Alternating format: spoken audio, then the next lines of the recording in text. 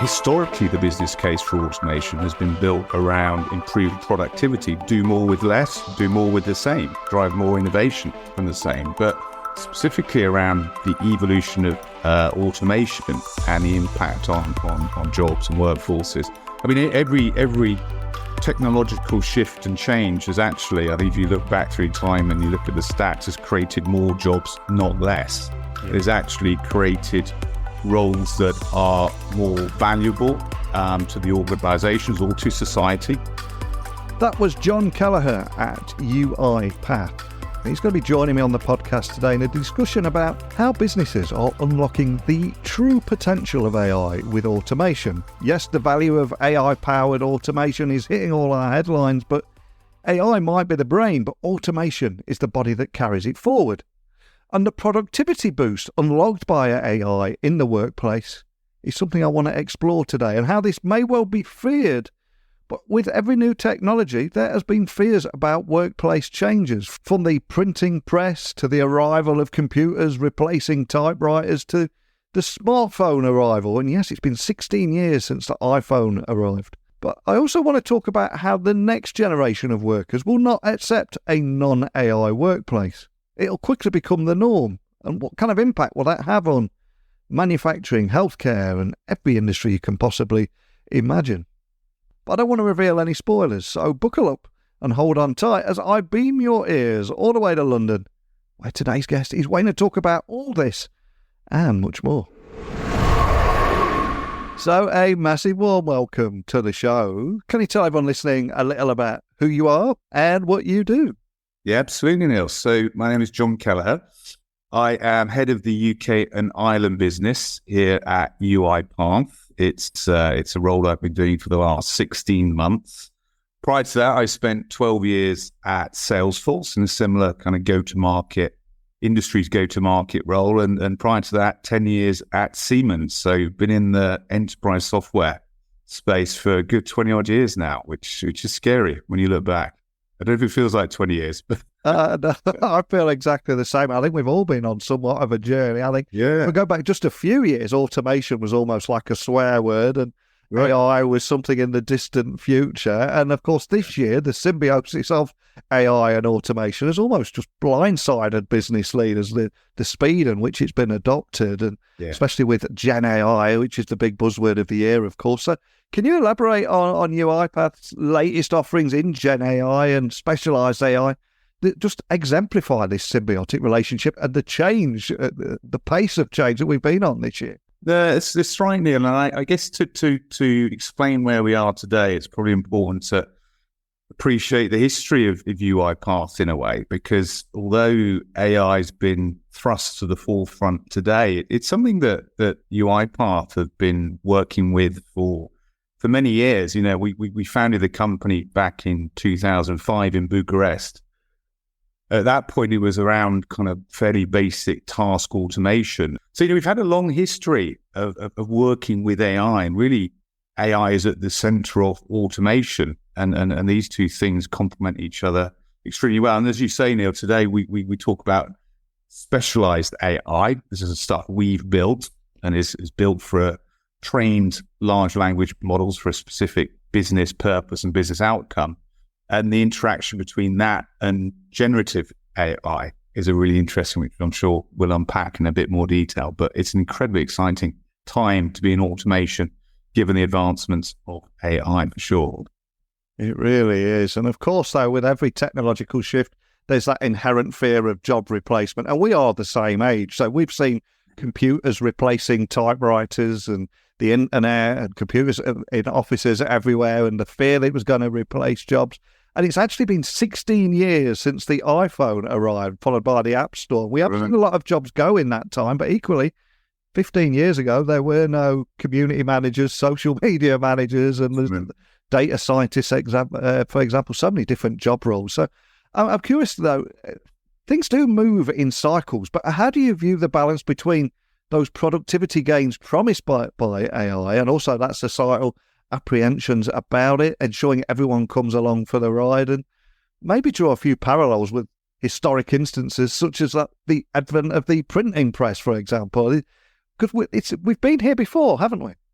Yeah, that's exactly right. And these are a lot of the conversations, of course, we're having with our customers at the moment, because historically the business case for automation has been built around improved productivity. Do more with less, do more with the same, drive more innovation from the same. But and we can come back to some of those points, but specifically around kind of the evolution of automation and the impact on jobs and workforces. I mean, every technological shift and change has actually, I think if you look back through time and you look at the stats, has created more jobs, not less. Yeah. It has actually created roles that are more valuable to the organizations or to society. This isn't just a corporate thing. We can talk about some of the work we're doing in government a bit later. And more valuable to the humans doing those. You know, if you go all the way back from people who had to plow fields, well, with the advent of the Industrial Revolution and machinery and all the rest of it, no longer do you have to do that back-breaking work, arguably. Technology has replaced that. So I think it's about enhancing the value of people's lives and the work they do. And in doing that, in enhancing the livelihoods that people have. And I think automation is a classic example of that, where actually, if deployed right, and it's the classic change management process, right, Neil? It's the people, it's the process, and it's the technology. If you do all those things right, you can really enhance the value of the work people do, focus more on innovative, creative, more value-added tasks that people actually want to do versus some of the mundane, repetitive, task-based things that can equally be automated. And actually what we start to see, we've done some studies on this, is that automation, rather than getting rid of people, it can be, if used correctly, a way of retaining people, because they're more inspired, they're doing the stuff they want to do, it's more engaging work. Without that, and being far more manual in processes, actually you are creating the risk of attrition of works, and certainly the workers you want to keep. So, but it spins off into a much bigger conversation, and it was a discussion I was having yesterday actually with one of our partners around as automation gets rid of more of those mundane tasks and allows people to focus more on the creative, innovative, value-added tasks. It then assumes those employees have the skills, the education, the ability to do that. This kind of gets quite societal, doesn't it? And are we skilling up people to be able to take on those roles? Whereas those less privileged people with educations that aren't what they'd like to have are those that typically do those more mundane tasks that automation can get rid of. So I think there's a much bigger conversation to have about this to drive kind of more impactful education, to drive more impactful workforces, and to drive more productivity, both from a corporate perspective and from a societal perspective. Yeah, 100% with you. And I think one thing the tech industry needs is diversity of thought and bringing people in from a variety of background, training them up, getting them in the industry. So important. And I was reading a great quote the other day. It said the unemployment rate is now lower than it was in 1755. Despite the fact that virtually all the jobs of 1755 no longer exist. And we do have a new generation of workers now that are increasingly digitally native. They cannot remember a time before the iPad and the iPhone, and more are accepting, or should I say more accepting of AI in their workflow. So how imperative is it for workplaces to adapt AI solutions to attract top talent rather than just ban it? Because we have seen a lot of companies out there that just panic and just ban it. So do you think it will be a competitive edge or soon become a baseline requirement? I think it will become, at some point, it will become a baseline requirement. All these things do level out, don't they? I think at the moment it definitely can be a competitive edge. We were working with a company recently, which is in the kind of broader process manufacturing space. So not what you would kind of associate with high-end digital skills and so on, but they were looking at the business case for their broader automation program and beyond just the productivity improvements, agility, speed, and innovation opportunity. Actually, the way it says, if we package this up correctly, and we were actually looking at having this company working with one of the universities that we work really closely with to almost put together a bespoke education path for their employees.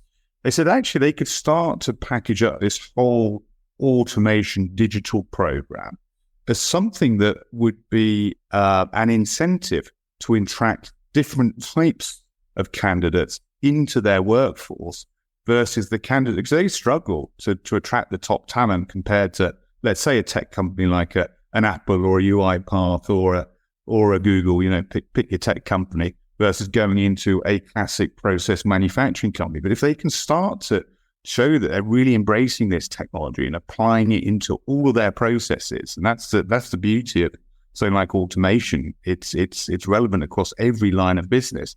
Actually, I think it starts to become a real differentiator in that war on talent, to attract the best talent, and then to the points I made earlier, to maintain the best talent within their business. So I certainly think it's a differentiator at the moment. How long that lasts, Neil, you don't know, do you? Because, like I say, all these things level out, and then there'll be the next technology innovation that we all need to embrace. But certainly at the moment, it goes way beyond just those productivity impacts. There's a real talent identification, and then of course, as we are at UiPath, we did a HR roundtable a few months back, and we had our chief HR officer over from the States, and we were talking about how we attract talent and all rest, but also how we're using our own technology, our own automation technology to do the classic joiner, mover, lever presser to onboard people into UiPath, make that a far more engaging, simplified,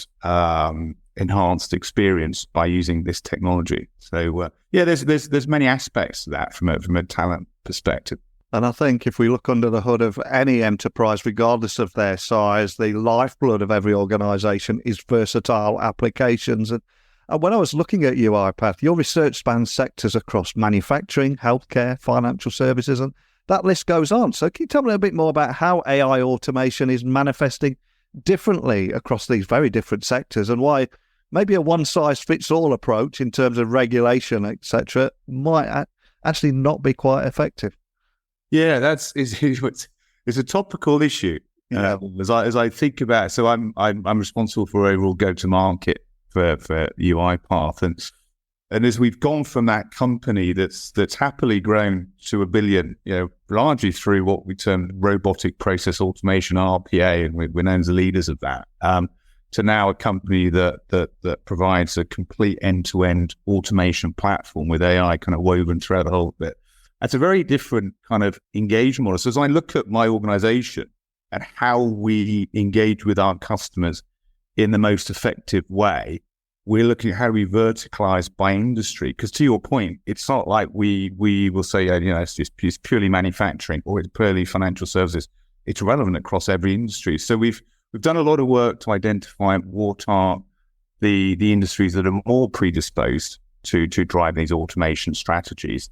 And then when you kind of double click into one industry, actually it's every line of business. It's HR, it's finance, it's supply chain. If you have a supply chain, it's back office, it's front office. So it's really quite ubiquitous in its use cases. I mean, some of the things we're starting to see, government is a classic example of this. And we're fortunate enough to have DWP as one of our largest customers here in the UK. And you can imagine that the possibilities for automation in a company in an organization that's got so many employees, over 100,000 employees. It's got a caseload that they talk about going 10 times in the next 5 years in terms of the number of people that need to kind of access DWP services or engage with DWP at a time when they probably are looking to refine, improve their efficiencies and reduce some of their workforce. So they're using our automation quite extensively. I'll share some stats with you, Neil, because these are all in the public domain. They've got 26.4 million cases being processed by automation today. They've saved 2.4 million people hours, which equates to like a £60 million saving. This has been measured and realised, and that's equated to some other kind of spin-off benefits for them in that because they're digitizing so much. They've got like 3.4 million documents they've scanned, nearly 2 million text sent, I think, in the last year that's all been driven through automation. So they think they've identified that not only have they got the cost benefits of automation, and so they probably saved around 2,000 trees because they're digitizing more than, say, and it was a fairly manual and paper-based systems, an awful lot of the processes being managed within DWP.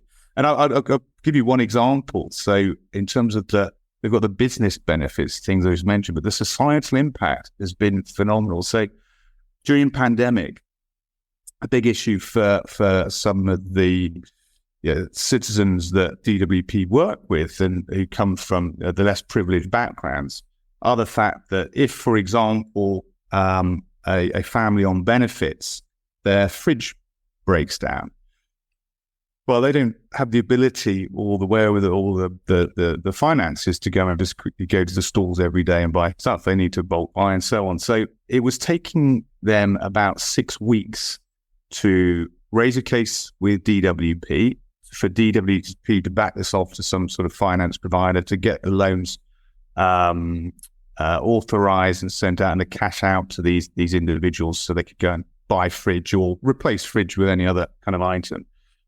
Through automation, and again, it's something that the DWP talk publicly about, they've managed to take that process down from 6 weeks to 3 days, which has a huge impact on that individual, that family, their ability to look after their kids, the ability for their kids to then go to school because they're having a hot meal, and out, right? You can see kind of the knock-on effects here. So yeah, I mean, government's huge for us. We're working with NHS, Cabinet Office, DWP, as I say. And then, we're doing an awful lot within the financial services sector and in manufacturing and consumer goods. And if you think about those end-to-end processes like that order-to-cash process within manufacturing, for example, we're just working with a company at the moment who they sell through distributors, they sell to retailers, they work with logistics companies who transport their products out to the end retailer and distributors. And you can only imagine the volume, and this is a big global company across 160 countries, thousands of brands. You can only imagine the volume of emails that's being exchanged between that company, logistics company, distribution company, and so on.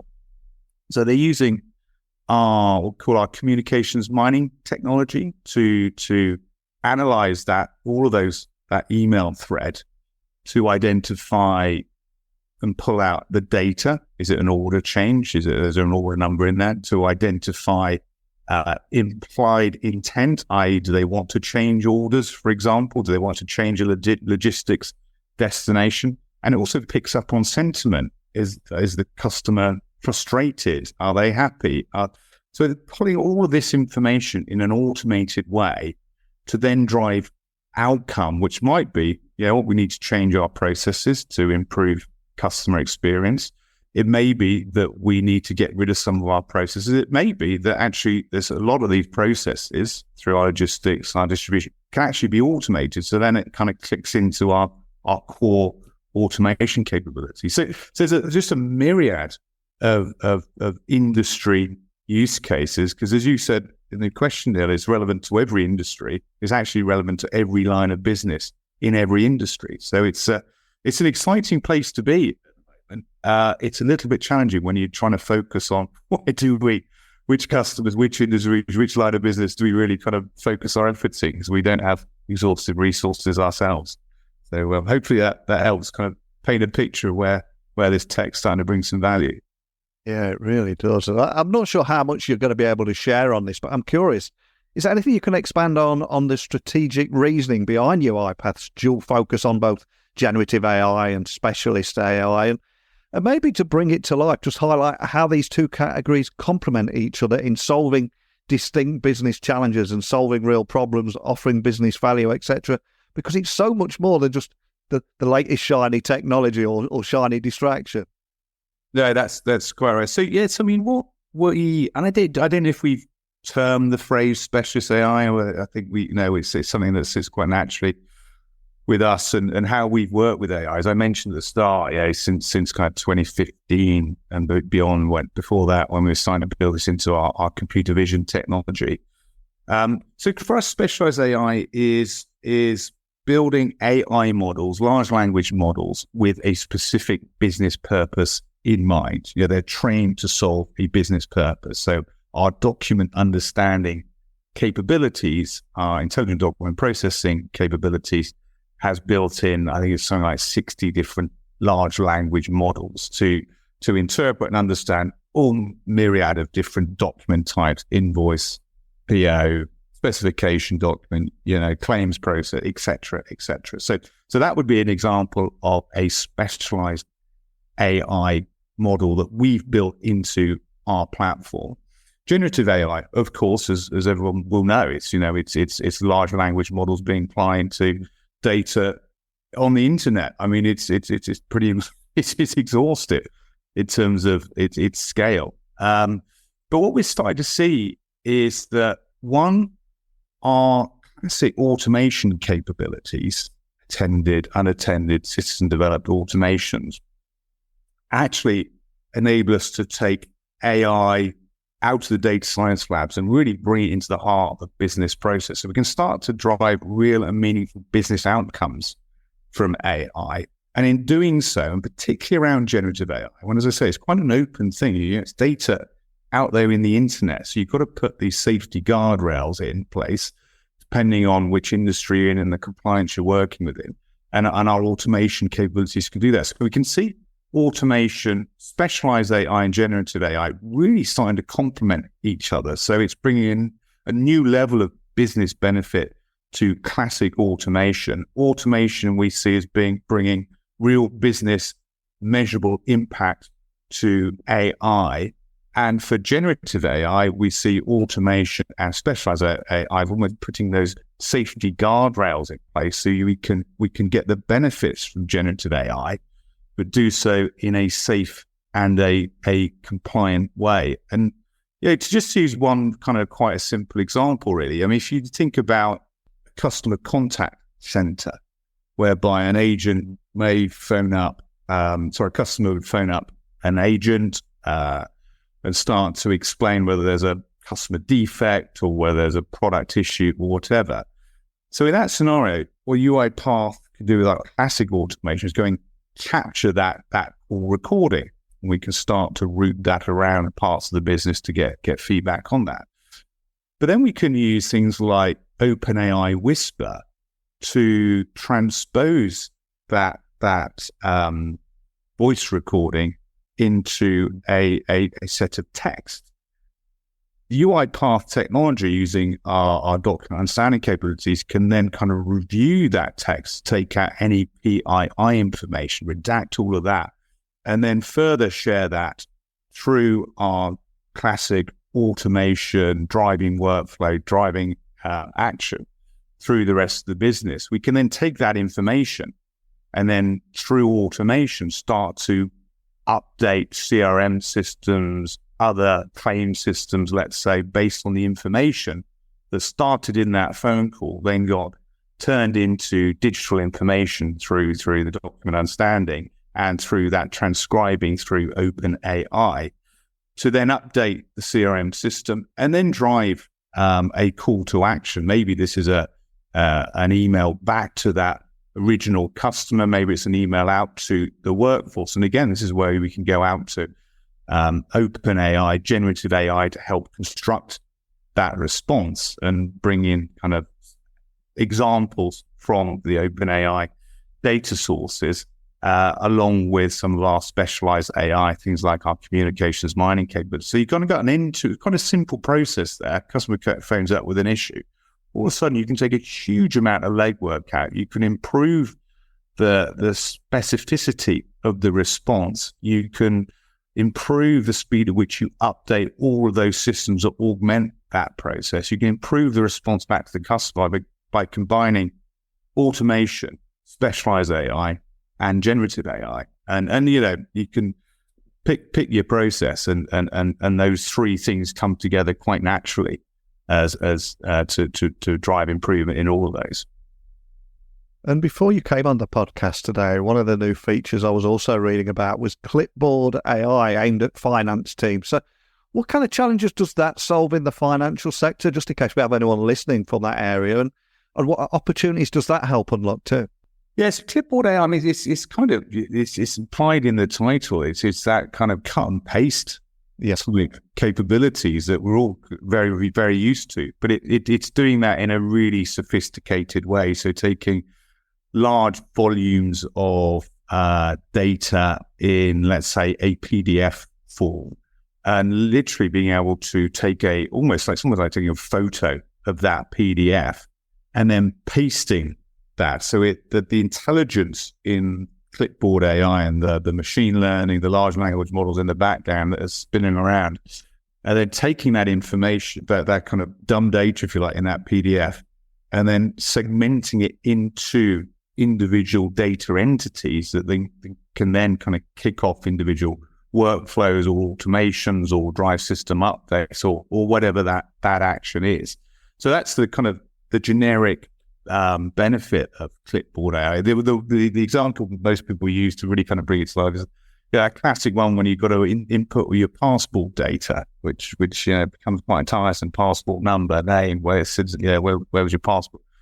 With Clipboard AI, you could literally take a picture of your passport, upload it into whichever form it is asking to have that data inputted, and the technology in the background, because it knows that form, it's got the intelligence, can upload all of that information automatically. I mean, that's an overly simplistic example, but when you think about the financial services industry, particularly in insurance and the claims processes and the amount of effort today that claims and insurance companies go through to manage those claims, to manually upload information into systems, manually take those documents and portal information and act upon that information to drive completion of cases and reviews of cases. There's a huge amount of benefit in taking this Clipboard AI plus all those other automation capabilities I mentioned to really speed up that process, but improve the accuracy of that process, improve the response times to the customers, and therefore enhancing that customer experience. And I think due to the current climate, many businesses are now challenged with doing more with less. So as a result, every new tech project is now under much closer scrutiny for the problems it actually solves, the ROI it will deliver, the business value it will help generate. So just to bring to life everything we're talking about here, do you have any other concrete examples of where UiPath's OpenAI and Azure OpenAI connectors have helped transform business operations, and maybe a few examples of how these connectors facilitate data-driven, actionable insights? Because I think that's what will bring everything to life we're talking about here. So one example that we're working on a customer with at the moment, actually, they're a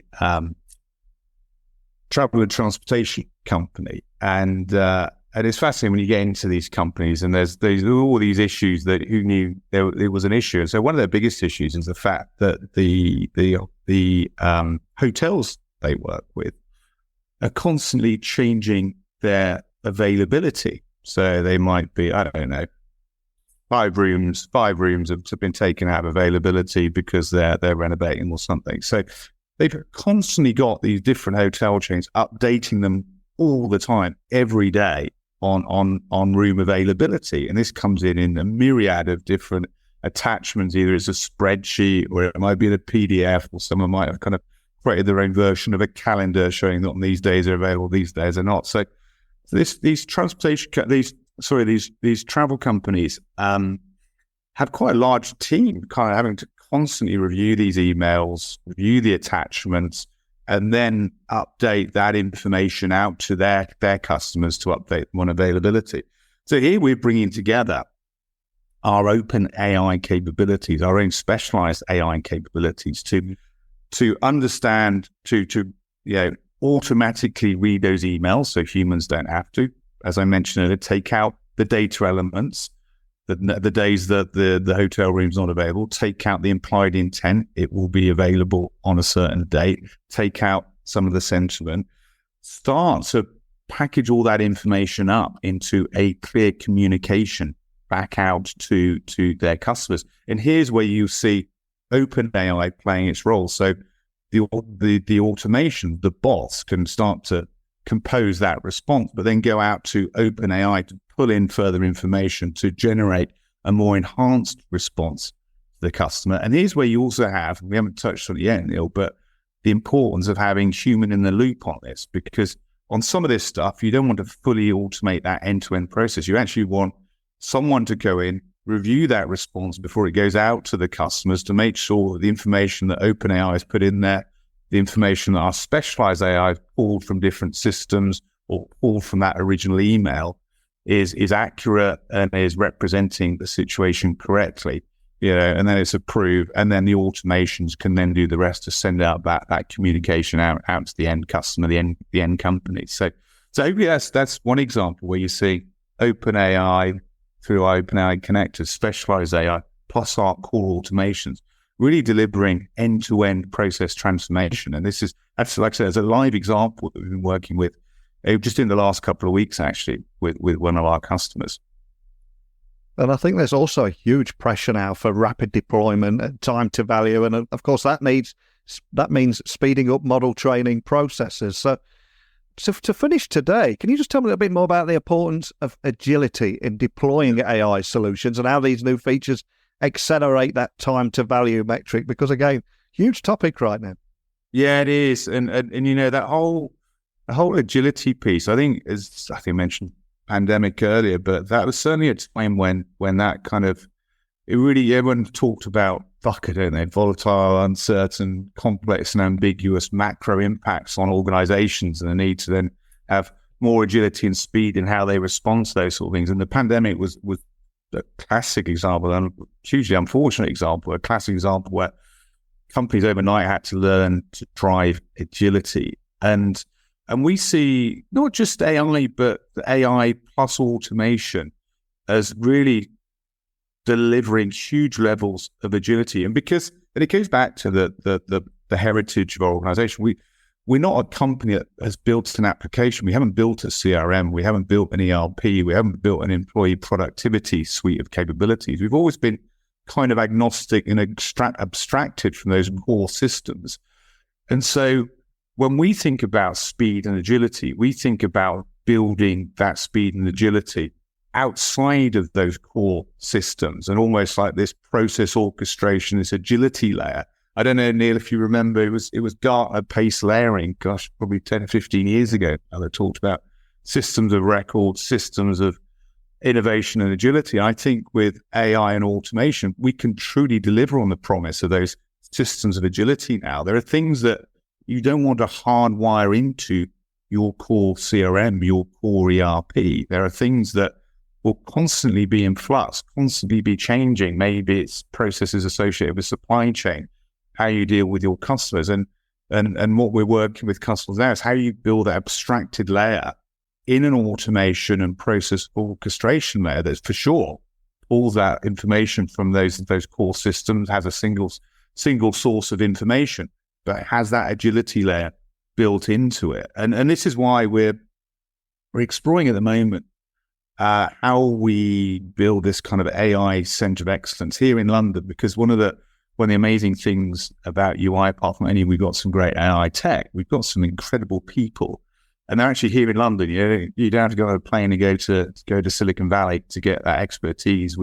Part of the acquisition we made last year brought in we've got like 20 different AI software engineers here in London. We got some PhD AI experts here. We've got an incredible partnership actually with the University College London and their Centre of Artificial Intelligence. In fact, the head of that, Professor David Barber, is an advisor back to UiPath. So we're trying to bring those people together with our customers with a design-led thinking methodology to say, look, AI, we can package up solutions for you, but better still, we partner with our customers to understand what's the business impact you're really trying to drive. If it's a government, what's the societal impact you're really trying to drive? Let's bring some really smart people together that really get AI where it is to get today, really understand where AI is going in the future, understand regulations and compliance around AI.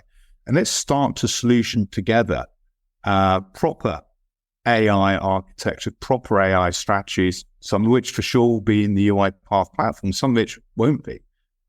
So that's how we're trying to tackle all aspects of AI driving real business outcomes. Agility, that's your original point, is one really important one of those, but only one of them.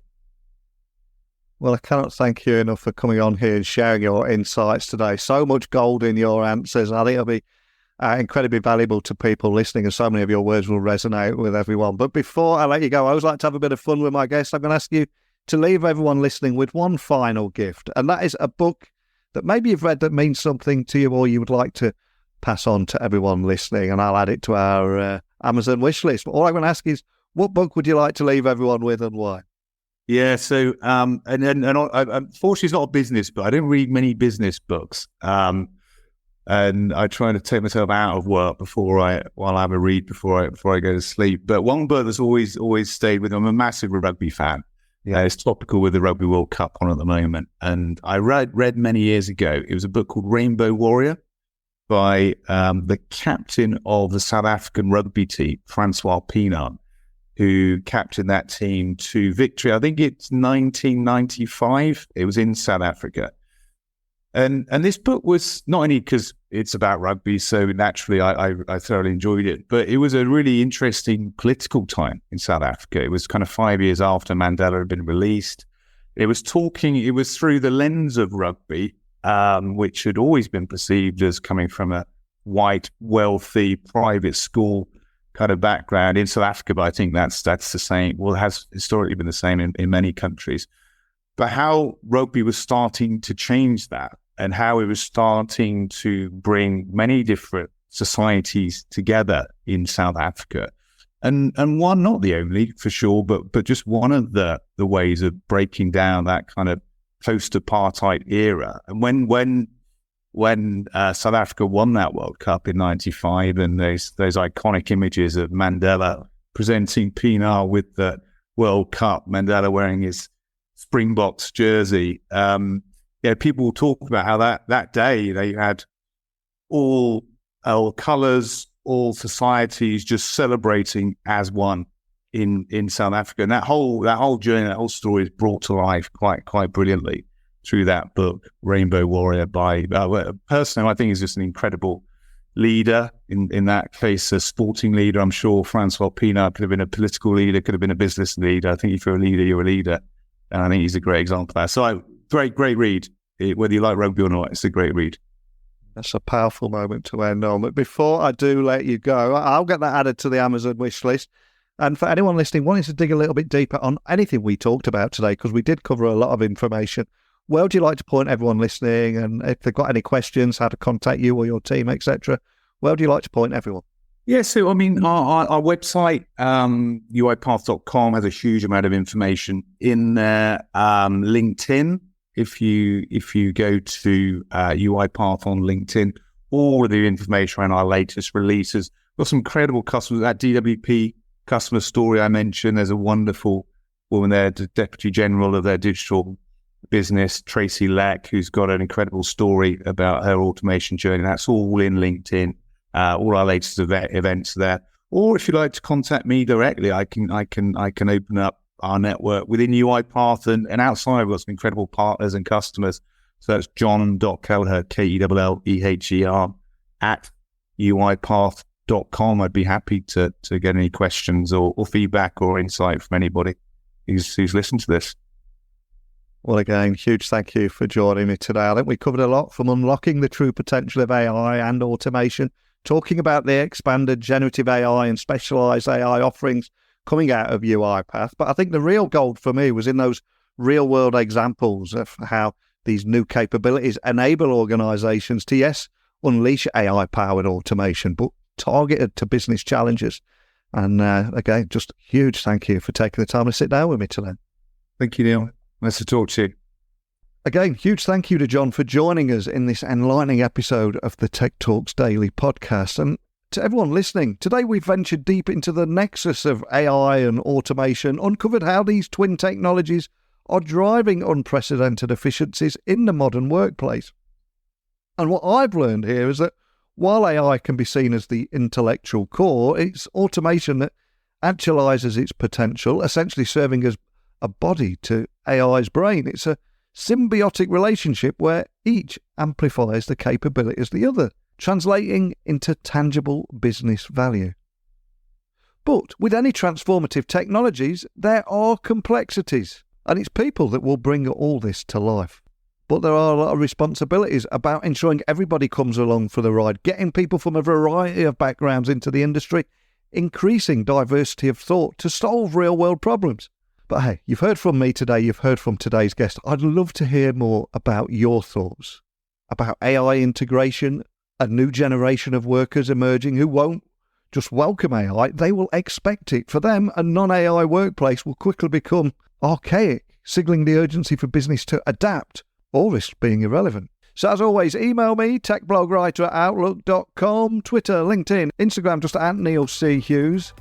Send me a message. If you want to come on here, ask a question, whatever it is, my door is open to each and every one of you. But remember, technology isn't about the code and the algorithms. It's about solving real-world problems.